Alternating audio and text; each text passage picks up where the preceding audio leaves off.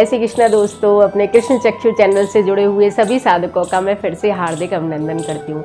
आज का जो विषय मैं आपके लिए लेकर आई हूँ वो बहुत ही इंटरेस्टिंग है, विशेषकर महिलाओं को उसमें बहुत अधिक रुचि आती है। तो वो जो टॉपिक है वो है सामुद्रिक शास्त्र से जुड़ा हुआ। हमारा जो ज्योतिष शास्त्र है वो बहुत अधिक समृद्ध है। ज्योतिष शास्त्र को केवल हम एक मोटे रूप में ही जानते हैं कि भाई ज्योतिष शास्त्र है, तो ये सिर्फ गणितीय गणनाओं का ही नहीं है। इसमें एक सामुद्रिक शास्त्र नाम का भी जो विषय आता है, जिसको मैं पहले भी आपके लिए तिल मसों के रूप में लेकर आई थी। उसी तरह से मैं आज स्त्रियों के कुछ शुभ लक्षण लेकर आई हूँ। अगले वीडियो में पुरुषों के भी शुभ लक्षण लाऊंगी।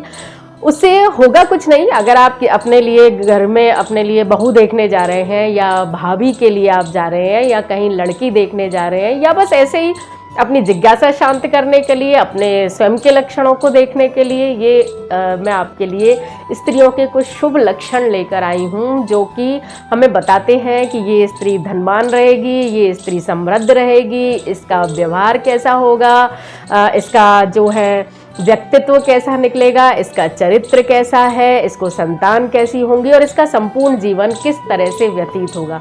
तो मैं जो सामुद्रिक शास्त्र के नियमों के अनुसार, और मैं खुद भी देखती रहती हूँ, उसके अनुसार मैं ये नियम आपके लिए लेकर आई हूँ। तिल मसों के बारे में मैं आपको पहले बता चुकी हूँ, तो उसके बारे में बताने की आवश्यकता नहीं है। अब मैं जो आपको बताने वाली हूँ वो मैं शुरुआत करूँगी बालों से। पूरे शरीर के आपको बताऊंगी कि किस किस तरह का हमारे शरीर की रूपरेखा सामुद्रिक शास्त्र में बताई गई है, स्त्रियों को किस तरह का होना चाहिए और किस तरह की स्त्रियां शुभ मानी जाती हैं, उसके लक्षण मैं आपको बताती हूँ। तो सबसे पहले है बालों का।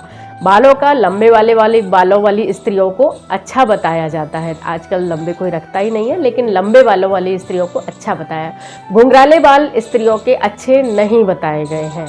2-4 आगे के हों ठीक है, लेकिन अगर संपूर्ण बाल घुंघराले हैं तो ऐसा कहते हैं कि बहुत रहस्यमय मिस्टीरियस व्यक्तित्व उस औरत का होता है। तो घुंघराले बालों वाली औरत को बहुत अधिक अच्छा नहीं बताया गया है।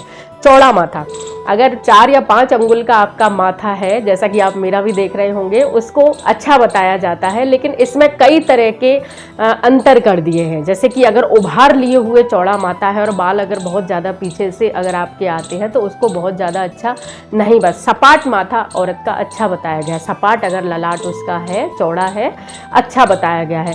बहुत अधिक छोटे ललाट की स्त्रियों को सामुद्रिक शास्त्र में अच्छा नहीं बताया है। भवें, अब बहुत ज़्यादा गहरे रंग की भवें जो हैं वह अच्छी नहीं बताई गई हैं। आँखों को पूरा कवर करते हुए लंबी अगर आपकी भवें हैं तो वह अच्छी बताई जाती हैं, लेकिन उनका रंग हल्का होना चाहिए। बहुत ज़्यादा गहरी भवें हमारी नहीं होनी चाहिए। मिली हुई भवें अच्छी नहीं बताई हैं। पुरुष के लिए अच्छा बताया है, लेकिन मिली हुई भवें बालों जो औरत होती है वो थोड़े गुस्से वाले स्वभाव की मानी जाती है, इसको अच्छा नहीं माना जाता है। अब है पलकों का। पलकों का ऊपर की ओर, आसमान की ओर झुकाव होना, नीचे की तरफ झुकाव होना पलकों का अच्छा नहीं माना जाता है। पलकें सीधी हो अच्छी हैं, ऊपर की ओर उठी हो बहुत श्रेष्ठ मानी जाती हैं। आँखों का रंग काला ही अच्छा बताया जाता है, बहुत अधिक हो कत्थई रंग। इसके अलावा अन्य रंग की आँखों को बहुत अच्छा सामुद्रिक शास्त्र में नहीं माना गया है। अब मैं आपको बताती हूँ दांतों के बारे में। दांतों की जो साइज आकार जो बताया गया है वह छोटे आकार के दांतों वाली औरत को अच्छा बताया गया है। छोटे दांतों वाली अगर आकार है आपका तो अच्छा माना जाता है। अनार के समान दांतों वाली महिला को शुभ माना जाता है।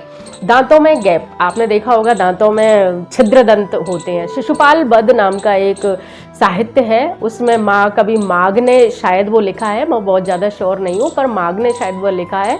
तो उसमें छिद्र दंता 32 दांतों वाली स्त्री को बहुत अच्छा, अगर आपके पूरे 32 दांत हैं, वो महिला के हैं या पुरुष के हैं, बहुत अच्छा माना जाता है। ऐसा कहते हैं कि वह कोई भी बात को अगर मन से कह दे तो वह सही ही होती है। ये सामुद्रिक शास्त्र में अपने मन से नहीं कह रही हूँ। इसके बाद होता है आपका दांतों में छेद होना। दांतों में स्त्री के नीचे की तरफ दांतों में छेद अच्छा माना गया। अगर नीचे के दांतों में आपके गैप है तो वह शुभ होता है। ऊपर के दांतों में गैप वाली महिला को बहुत अच्छा ग्रंथों में नहीं माना गया है। अब बात आती है आपके कान की।